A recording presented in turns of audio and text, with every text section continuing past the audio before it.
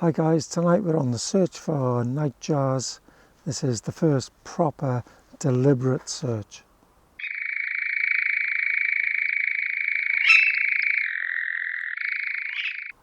I come up to some replanted pine woodlands, which is here.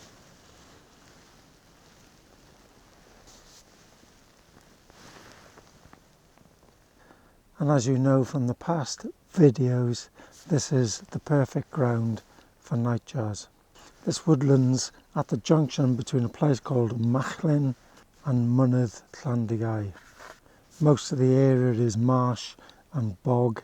It's a water catchment area, and this wood is up at one corner of it. And the reason why I'm putting it here is because this is the join-in location from where nightjars have been recorded, which are over that way, just beyond Micbooster, and over there, behind me, where I've been recording. The books and the maps don't have nightjars in this area, where we are now, or in the area where I've been recording. It's probably not because they're not there, it's just that no one's done the work. So in one sense we're doing a little bit of citizen science, just having a look-see, see what's there. Someone might take note, or I can pass the information on to people that I know in the RSPB and Nature Wales. So tonight this is only a recce.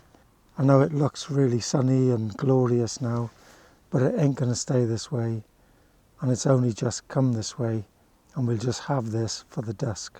So what I'm doing is I'm using a recce rig, which is a Zoom H1n, which is up and running now. I've got a stereo pair of Clippies attached by a 3.5mm jack right in there, and I've put the Clippies on this pine tree that's been chopped down. All we need to hear are nightjars cheering, then we'll know that they're either flying in here or they're here. Now if they're here, they should sound off within the first hour after dusk. I'll pack this stuff away now and we'll come back in the morning to collect it. Right guys, here we are the next day, going back into the site, and we're in the clouds in the mizzling rain. As you can see, let's find our way in here.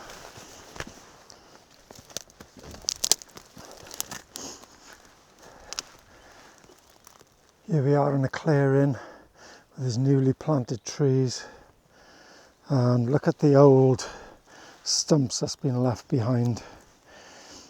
Well, this is brilliant for nightjars to lay their eggs in. They don't make nests, they basically just find a dry place, make a shell scrape and lay their eggs there. So if we have a look a little bit closer under here, so little places like this, they can find a way in where it's dry, they lay their eggs, and within a month they're hatched. Another thing about these areas are they're absolutely full of insects. If you get a warm, muggy night, the whole place will be just flying with moths and midges, of course. There's tons of midges here. Bleak.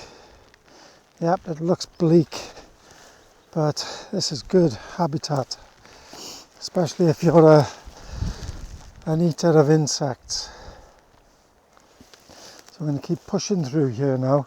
I milled around through this yesterday and ended up back up over this side, just around a bend here, and set up the drop rig.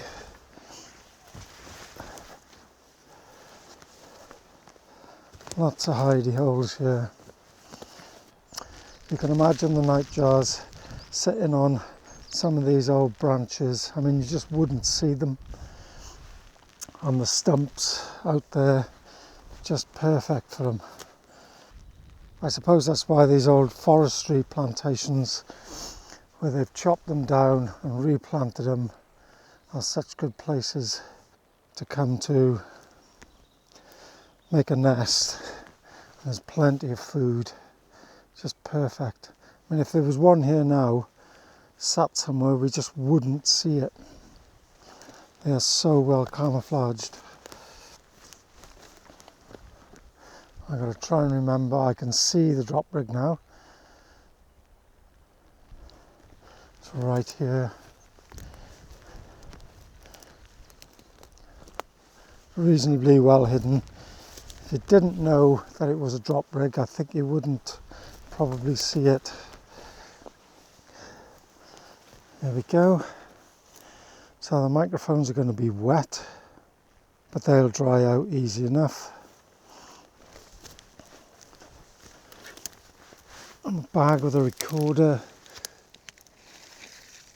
that's pretty well hidden. Right guys,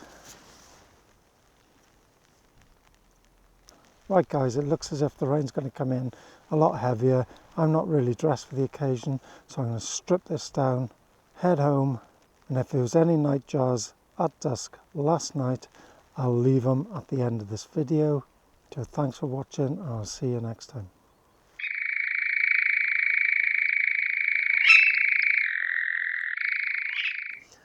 Right folks, when I got home, there were 4 files on the recorder. I put them on the computer. 3 of them had 1.9 gig and 1 had 1.6 gig. However, when I went to play them, there was absolutely no audio on them at all, which means the files have been created, but no audio has been written to the file.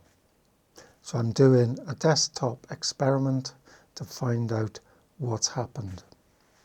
So we have a look here. I've got the same recorder up and running with the Clippies, and I'm just going to leave it until the battery power runs out. Now, one thing I thought was that it could actually be a problem with the batteries running out and not writing it to the file. So the first file on here is a recording for 5 minutes, and then I stopped recording, so that should be stored. And I'm going to leave this now run all the way until the batteries are dead, just to see if the other files have been written to the SD card. Now I do remember a similar problem before, and that was to do with the 3.5mm jack. You've got to make sure it's pushed all the way in. So now that might not have been done in this case.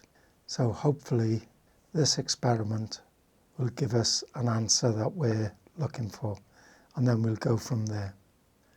Right, I'll see you back here when that's done.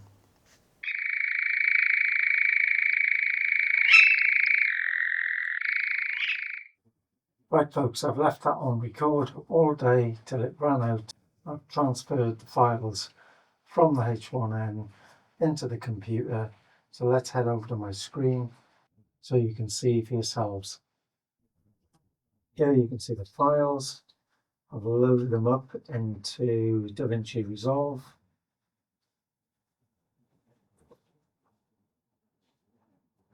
So you can see they're all here. They've all got audio. They've all got length. Now before they didn't have that. And I think the reason was because the 3.5mm jack from the Clippy microphones was not in all the way. I've seen it before. If you notice, you push it in, it goes so far, and then right at the end you have to go to make sure it's right in. So I've made that mistake. Now you've seen it, hopefully you won't make that too. So thanks for watching. I'll see you next time.